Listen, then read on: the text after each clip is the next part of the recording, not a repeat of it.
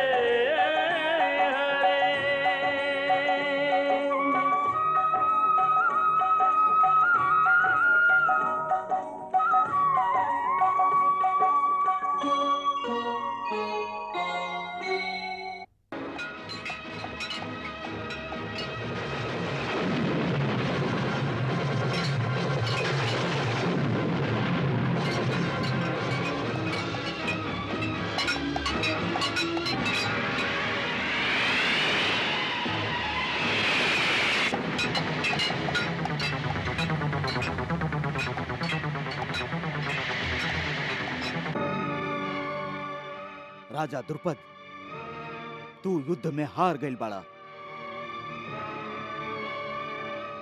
एक अर्थ ही है कि आज हम बराबर बराबर के हो गईल हई। अब और लज्जित मत करा मित्र। अर्जुन से हारे में हमके इतना दुख ना भइल जितना तोहारी तीखा वचन से हो रहा। हमारा आपसे प्रार्थना है कि हमके संतान यज्ञ के द्वारा दूगो संतान होखे, एगो बेटा और एगो बेटी। बेटा ऊ जे द्रोणाचार्य के वध करके हमारा अपमान के बदला लेबे, और बेटी ऊ जेकर बियाह हम अर्जुन जैसन वीर पराक्रमी धनुर्धर के संगे कर सकी।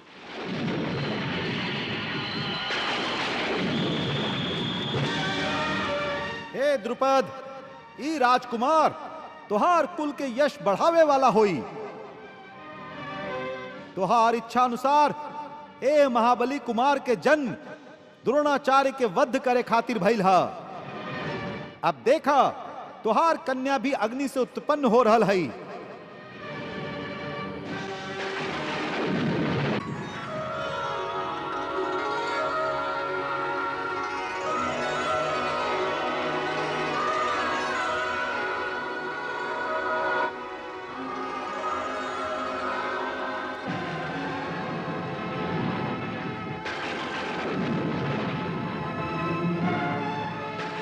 राजा द्रुपद, तुहार ये दिव्य कन्या देवलोक के एगो महान विभूति है। वो एगो पहला कल्प में 5 इंद्र के इंद्रानी रह चुकल है। एकर जन्म ए पृथ्वी पर अहंकारी और अभिमानी क्षत्रिय लोक के संहार करे खातिर ही भइल हा। आर्यावर्त के 16 जनपद से पधारल नरपति राजा और सम्राट सावधान होकर सुनिए कि हमार पिता पांचाल नरेश महाराज द्रुपद हमार बहन द्रौपदी खातिर स्वयंवर सभा के आयोजन कैले हैं। ऐसे राजकुमारी उहे वीर के अपन वर चुनी है जे एह लक्ष्य भेद के परीक्षा में सफल हुई। एकरा खातिर लक्ष्य के नीचे 5 गो बाण रखल हा। जे वीर नरेश ई 5 बाण से लक्ष्य के ऊपर घुमत चक्र के बीच से ऊपर लटकल मछली के आंख में तीर मारी, हमार बहन उनका गला में ही वरमाला पहनी है कि लक्ष्य के संधान नीचे रखल कड़ाही के तेल में परछाई देख के करे के पड़ी।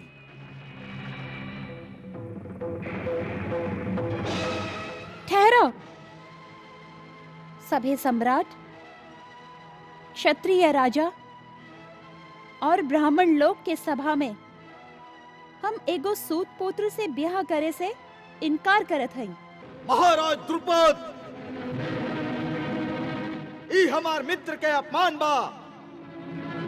कर्ण त अंग देश के राजा बड़न, ऐसे ऊ स्वयंवर में भाग लेवे के अधिकारी बड़न। ना मित्र, ब्याह के एगो मतलब आपसी सहमति भी है। जब द्रौपदी की अनुमति नहीं खे तो हम प्रतियोगिता में भाग कैसे ले सकत हैं? हम वीरवर कर्ण के ई बात के प्रशंसा करत हैं। शास्त्र भी ब्याह में सबसे पहले नारी के सहमति के ही मानेला।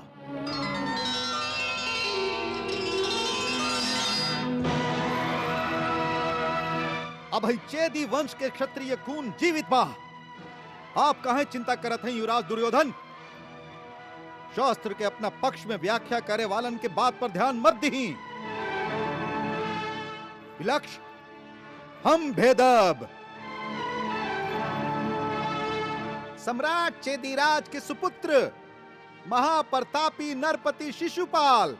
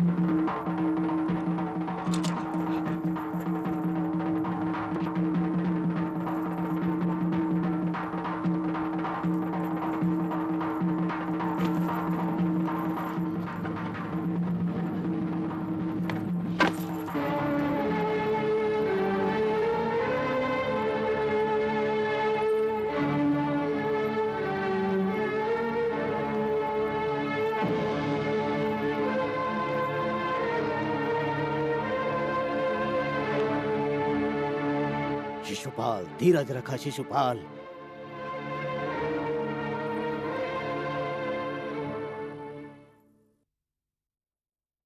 कन्हैया, देख रहल बाड़ा बड़ बोलापन के परिणाम। द्रुपद शर्त केहू और खातिर रखले बाड़न दाऊ भैया। केकरा खातिर? अभी पता चल जाई।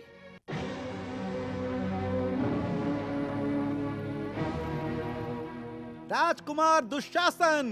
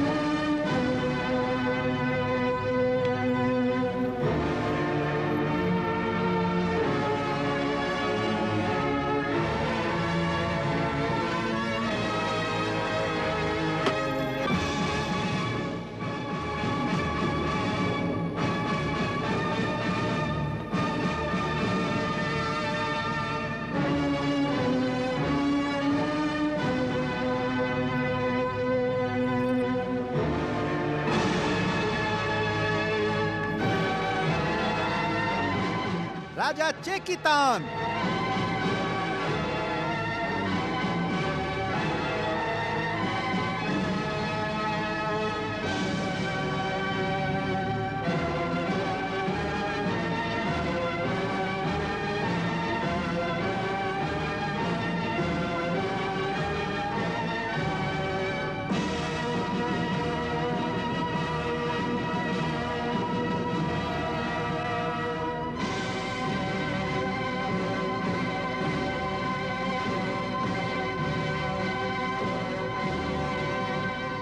राजकुमार विकर्ण।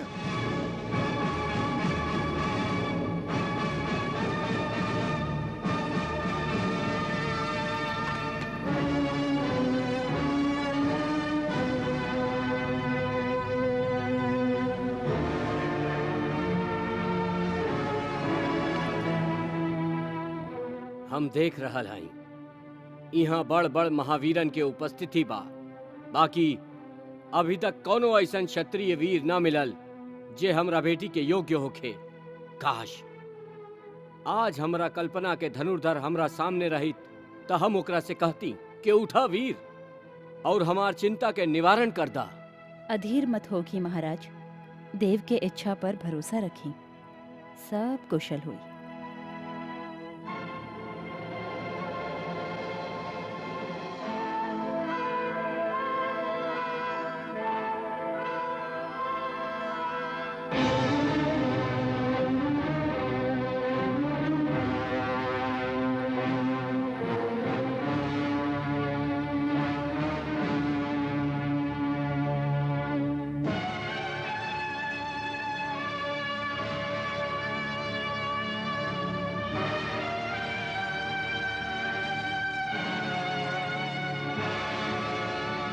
अरे देखा था ये ब्राह्मण कुमार के का सुझाला।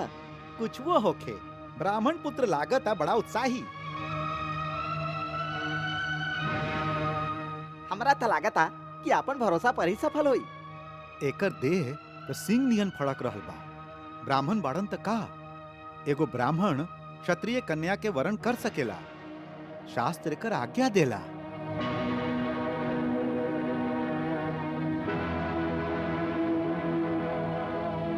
देख का रहल बड़ा कुमार, आगे बढ़ा और महाराज द्रुपद के चिंता के दूर कर दा।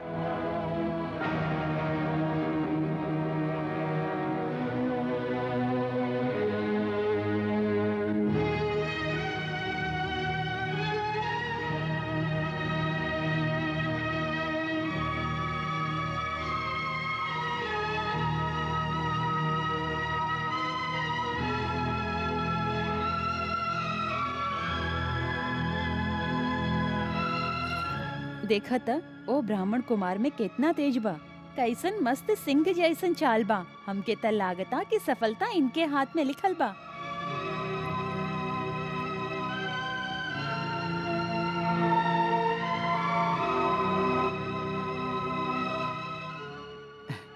कन्हैया, सब क्षत्रिय राजा हार गेलन, अभी ब्राह्मण धनुष उठई हन।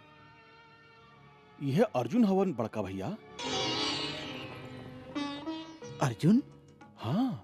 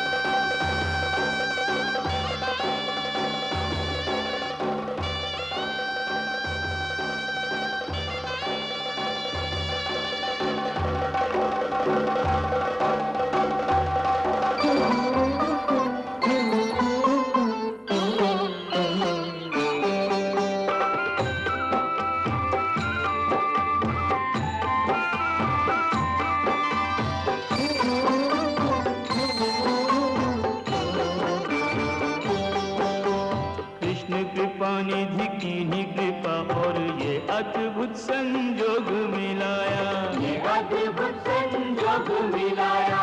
उसकी जीत में क्या संदेह कि जिस पे रहे श्री कृष्ण की छाया, जिस पे रहे श्री कृष्ण की छाया।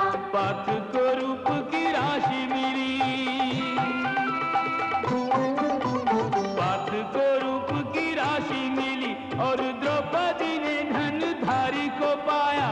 कंठ में जीत का हार पिन्हाए के पार्थ को कंठ का हार बनाया, कंठ में जीत का हार पिन्हाए के पार्थ को कंठ का हार बनाया।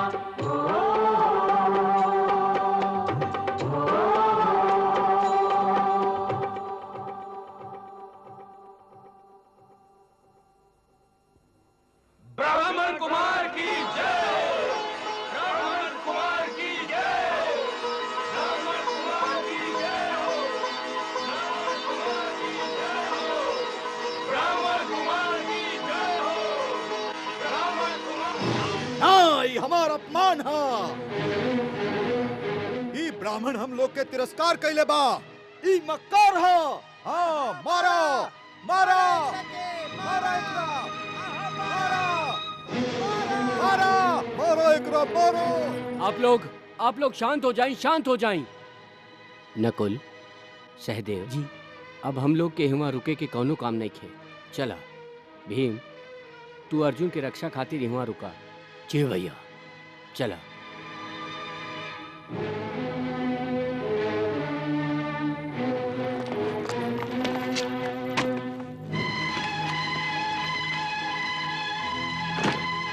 सुना सुना सुना, यदि कन्या कोनो क्षत्रिय पुरुष के ना चुन सके तो एकरा के जरा दो। आग लगा दो। आप लोग शांत हो जाएं, शांत हो जाएं। एगो ब्राह्मण के मारल अनुचित था। का उचित और का अनुचित हम अच्छा तरह से जानत हई। पहले हम तोरे से निपटत हई। मारा।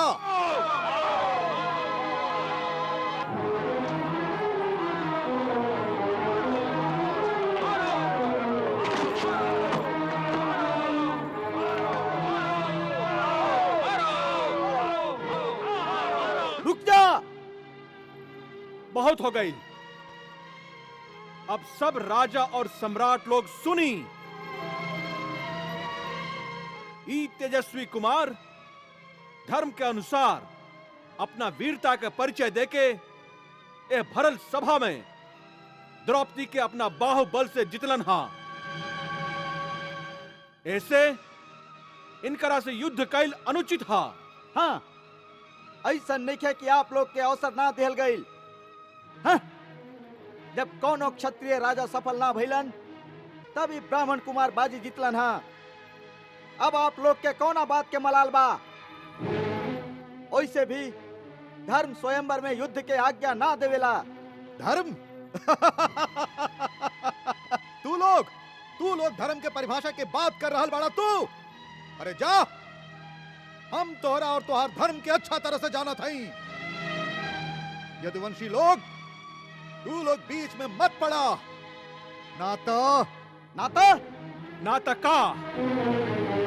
नाता का कर लेवा तू एक कुमार के। अब केहू अगर एक कदम भी आगे बढ़ौलस तो ओकरा पहले हमरा से युद्ध करे के पड़ी। समझ गए तू लोग?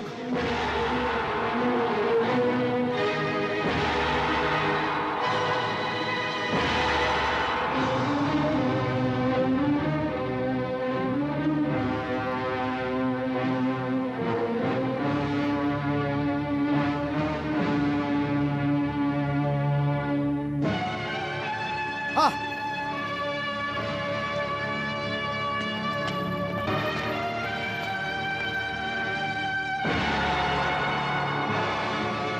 अब केहू अगर एक कदम भी आगे बढ़ौलस तो ओकरा पहले हमरा से युद्ध करे के पड़ी। समझ गए तू लोग?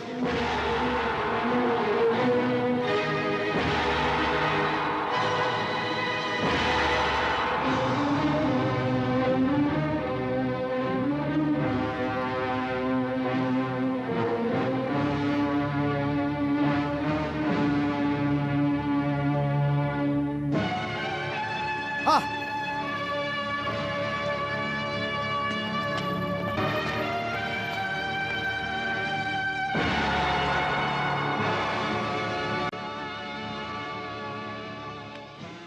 वीर धनुर्धर, तू निर्भय होके राजकुमारी द्रौपदी के लेके जा। ये आज से तुहार भैली। हम देखत हैं कि के तुहार पीछा करता।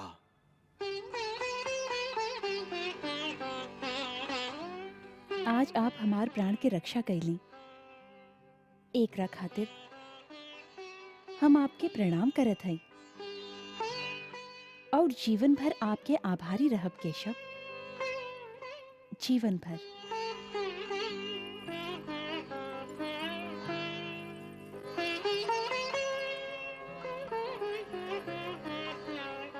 और हम जीवन भर तुहार रक्षा करत रहब देवी द्रौपदी। वचन देत हैं द्वारकाधिपति, एकरा के निभाइब भी। अवश्य निभाइब। पांचाली,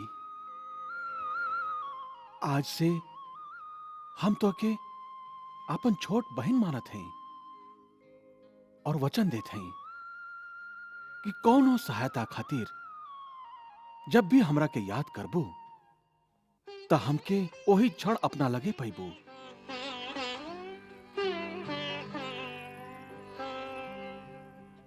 सौभाग्यवती भवा।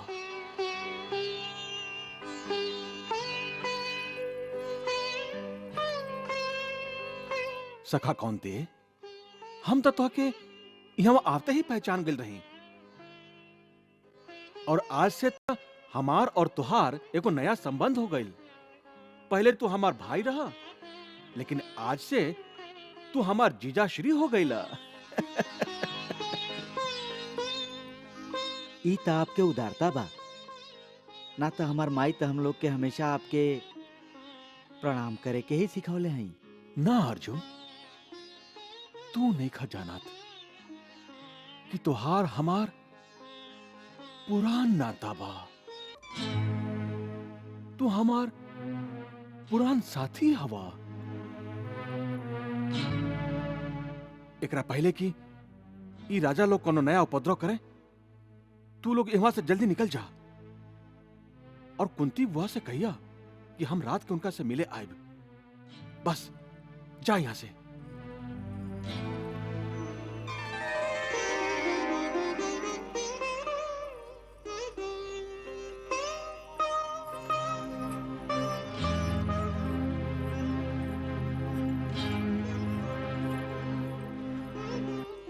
बेटा, तू इनकर पीछा करा। जाके देखा कि हमार बेटी के पावे वाला के बाड़न, कौना जगह ठहरल बाड़न, कौना गोत्र के बाड़न, कौना कुल के बाड़न। एगो भाई होखे के नाते तोहारी कर्तव्य है। जाके देखा, उनकर पता करा। जाओ ना गया पिताजी। रुकी, काहे इतना अधीर होता नहीं महाराज? एगो शूरवीर के कोनो जात ना होके, ओकर कोनो कुल ना होके। आप देखली ना, उगत सूरज के समान ओकर चमकत चेहरा स्वयं ओकर परिचय देत रहे। वो निश्चय ही कोनो बड़ा कुल के वंशधर है। आप चिंता मत करी।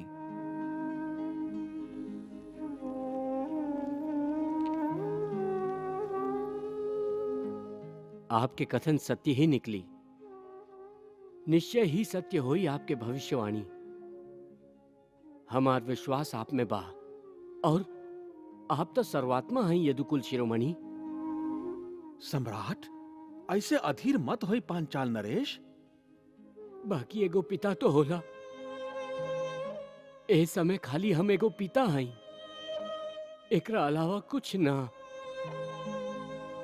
एही से मन अधीर बा। एही से जानल चाहत है कि ई ब्राह्मण कुमार के है जे हमरा राजकुमारी के जीत के ले गई हा। ओकरा घरे हमार बेटी कौना हाल में रही। ता आप सच जानल चाहत हैं कि ऊ तेजस्वी वीर के हा? हाँ दीनानाथ। ता सुनी, ऊ जे आपके द्रौपदी के ए भरल सभा में आपन वीरता से जीत के ले गए, ऊ हमार बुआ के बेटा पांडु पुत्र अर्जुन हा।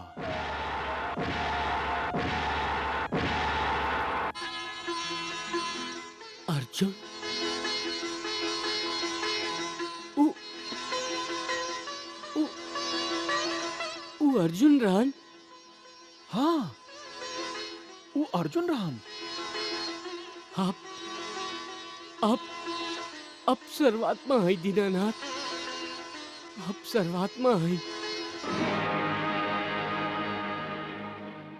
तका पांडव जीवित बाड़न। तका वारणाव्रत के घटना सत्य ना रहे विदुर। वर्णाव्रत के घटना साँच रहे और यूं साच बा की पांडव जीवित बाड़न। कैसन सूचना देता अड़ा विदुर। दोनों बात एक साथ कैसे साच हो सकेला।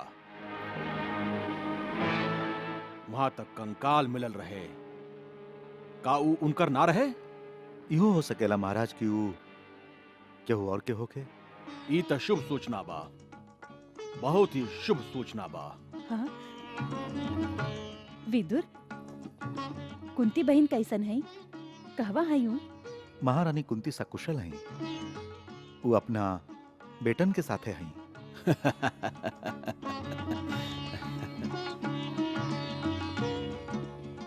विदुर, हमार लइका जीवित बाड़न, ई सुन के हम बहुत प्रसन्न भइली। बाकी वो अभी बाड़न कहवा? वो अभी महाराज द्रुपद के मेहमान बाड़न। कुंती के कहला से द्रौपदी के बियाह पांचों पांडवों से हो चुकल बा। श्री कृष्ण और बलराम भी हुए हैं बाड़न। वे प्रतीक्षा में बाड़न कि जैसे ही आपके जिंदा रहे की सूचना मिली, आप तुरंत उनका के हस्तिनापुर आवे के न्योता भेजब। नेवता काहे भेजी है? ई तो उनकर घर है, वो अपना अधिकार से एवा आई है। महाराज, हमके पुतोहू के वहाँ से लावे खातिर हाथी, घोड़ा और एगो सेना की टुकड़ी भेजे के चाहिए, जे हमार पुत्रवधू के आदर सहित हस्तिनापुर ले आवे। अवश्य अवश्य विदुर, जैसन महारानी कहली तू ऐसने प्रबंध करा। जे आज्ञा महाराज। मामा जी, सुन लिया, पांडव जीवित बाड़न। कैसे हो सकेला भगीना? ऐसन कैसे हो सकेला? हो सकेला ना भइल बा। ओ दिन पांचाल कुमारी के वरण करे वाला ब्राह्मण भेष में अर्जुन ही रहल और कोई ना। बाकी भगीना ऊ पहचान में ना आवत रहे। ये तो आश्चर्य बा। आप जे चाल चली ले ओकर फल उल्टा ही मिलेला।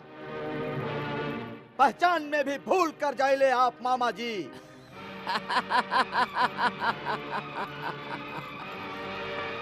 कोनो बात ना भगीना, कोनो बात ना।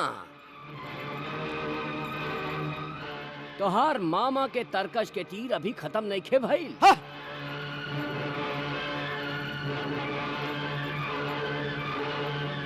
अब के बार सही पहचान करके ही तीर चलाइब निशाना पर। निशाना पर, निशाना पर। आप पर से हमार विश्वास उठ चुकल बा मामा जी। काहे कि आप एगो हारल योद्धा हैं और कुछ ना, कुछ ना। तू इहे भूल करा तारा भगीना, इहे भूल करा तारा। अरे हमार पासा तो ठीक पड़त रहे,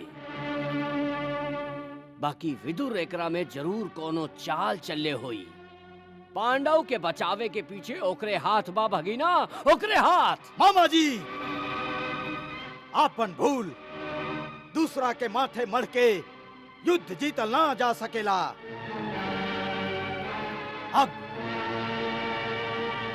अब हमरे कुछ करे के होई, हमरे कुछ करे के होई।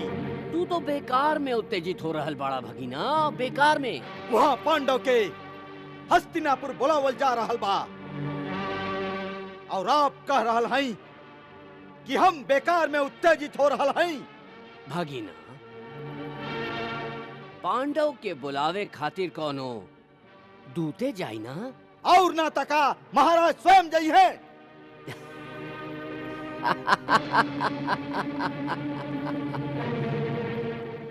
दूत जाई त सही, बाकी बाकी का उहे राजनीति के आखिरी चाल। भगीना, हस्तिनापुर से दूत पांचाल देश पहुंच पाई तब ना।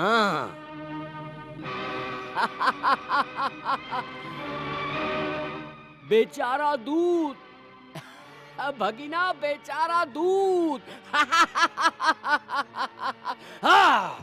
बड़ा अचरज के बात बा, हस्तिनापुर के तरफ से हमरा पास अभी तक कोनो संदेश नहीं खे आई।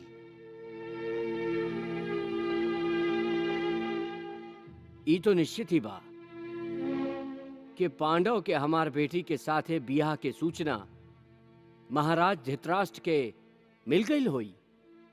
हाँ महाराज, महामंत्री विदुर के गुप्तचर ये शुभ सूचना उनका के दे चुकल बाड़न। बाकी संबंधी होके के नाते महाराज धृतराष्ट्र अभी तक कोनो राजदूत हमरा पास ना भेजलन।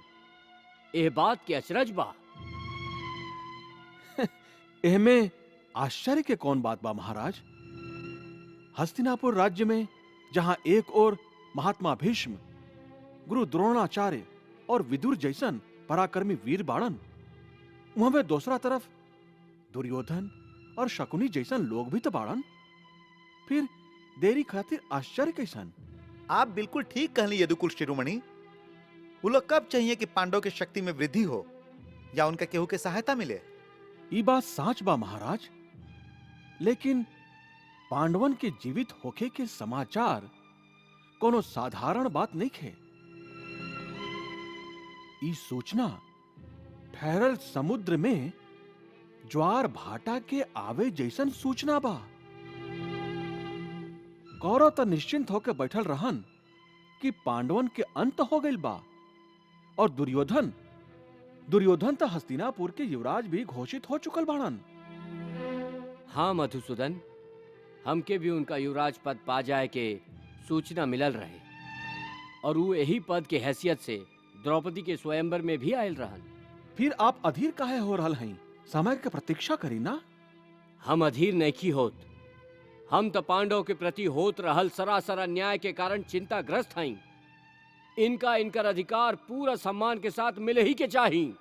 आप निश्चिंत रही महाराज, हमरा रहते कहीं कौनो भी अन्याय ना हो सके। कादाऊ भैया, हमरा और हमार माई के आप लोग पर पूरा विश्वास बा यदुकुल भूषण। तो फिर विश्वासम फलदायकम बड़का भैया। आप लोग कल्पना करें, अगर हस्तिनापुर से कोनो संदेश वाहक ना आयता तो आप जान ली कि हम युक्ति से ही ना, शक्ति से भी पांडवन के अधिकार दिलावे में समर्थ हैं। बाकी हमारे मंत्रणा के निष्कर्ष का बा। आखिर इहो तो पता चले कि हम लोग के अगला कदम का होई। एह पांचाल राज खातिर आपके का आज्ञा बा यदुवंश शिरोमणि? ये कि हम 1-2 दिन और प्रतीक्षा करी। हस्तिनापुर से कोनो संदेश आ गई तो ठीक बा, ना तो हम खुद महाराज द्रुपद के साथे हस्तिनापुर जाइब और वहां राज्यसभा में ही पांडवन के पक्ष प्रस्तुत करब।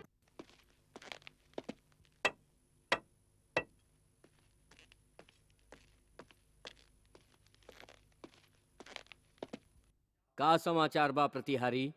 महाराज की जय होखे। हस्तिनापुर राज के एगो दूत यही क्षण महाराज के दर्शन की अनुमति चाहता। अनुमति बा?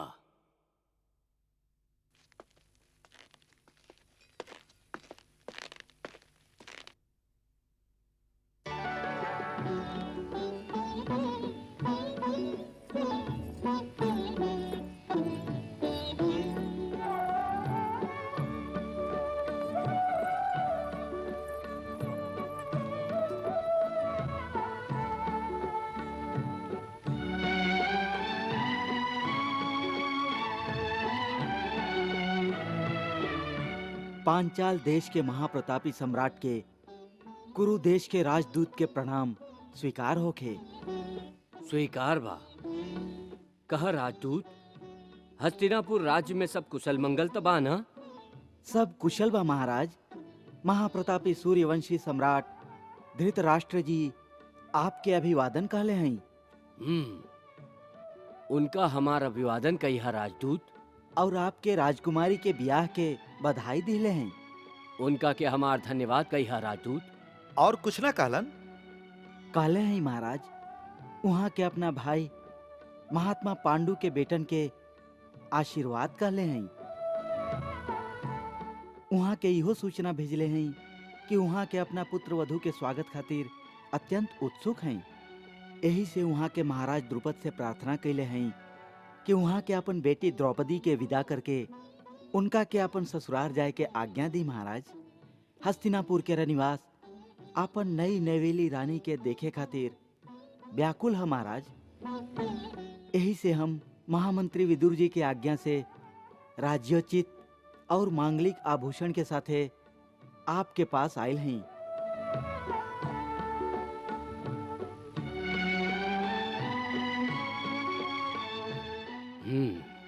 राजदूत, हमरा महाराज धृतराष्ट्र के प्रस्ताव स्वीकार बा।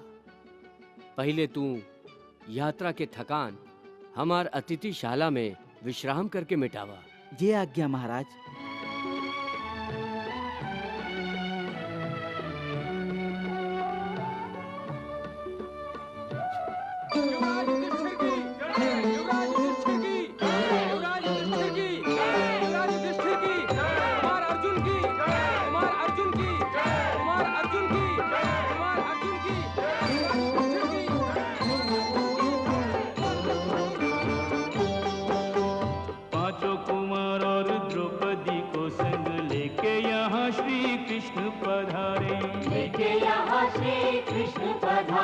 महल गवाक्षों में नैन सजाए के मृगनैनी यह दृश्य निहारे। आज नवेली बधू की आरती, आज नवेली बधू की आरती प्रेम सहित पूर्ववासी उतारे। मंगल गाय के पुष्प लुटाए के कृष्ण की जय जयकार उचारे।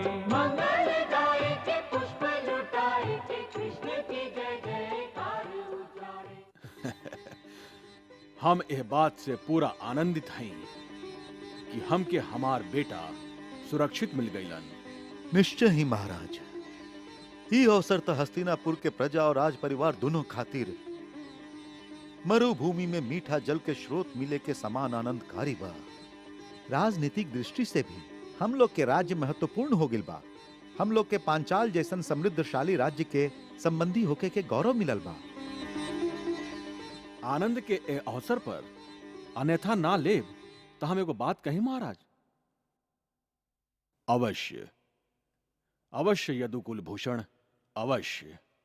महाराज, अब तक पांडवन के परिवार भी बस गए, धीरे धीरे उनका कुल में वृद्धि भी हुई।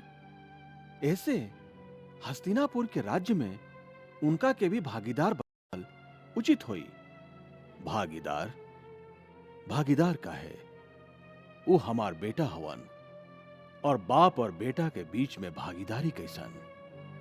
भागीदारी के अर्थ बा उनकर स्वतंत्र सत्ता, उनकर व्यक्तित्व के निखरे के अवसर दिहल, और परंपरा भी इहे रहल बा महाराज। लेकिन एकरा में शंका कैसन बा? पांडव हमरा कुल के राजपुत्र हवन, एह नाते पूरा राज्य पर उनकर अधिकार बा, जैसे हमार बाकी 100 बेटन के बा। यदुनंदन के संकेत भी था यही और बा महाराज। विदुर, तू साफ साफ काहे निका कहत कि तू हमरा से का करावल चाहता? न्याय, एकरा अलावा और का महाराज? एह बात के का अर्थ बा? का हम अभी तक कोनो न्याय नहीं कैले? कौरव और पांडव के प्रति अपन स्नेह में हम कौनो पक्षपात कैले बानी का? आप तो हमेशा पांडवन के हित के ध्यान रखले हैं महाराज। तब फिर हस्तिनापुर राज्य के 2 बराबर भाग में बांट देवे में कौन असुविधा बा? नगर के भी बंटवारा कैल जा सकेला। त पांचाल के युवराज हमार राज्य के बंटवारा करावे आइल बाड़न।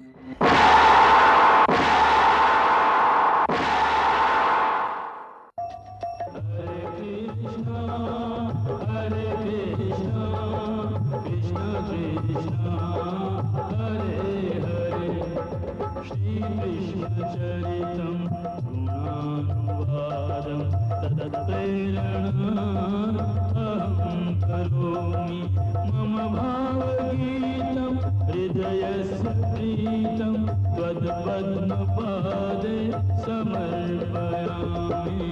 हरे राम राम राम हरे हरे, हरे कृष्ण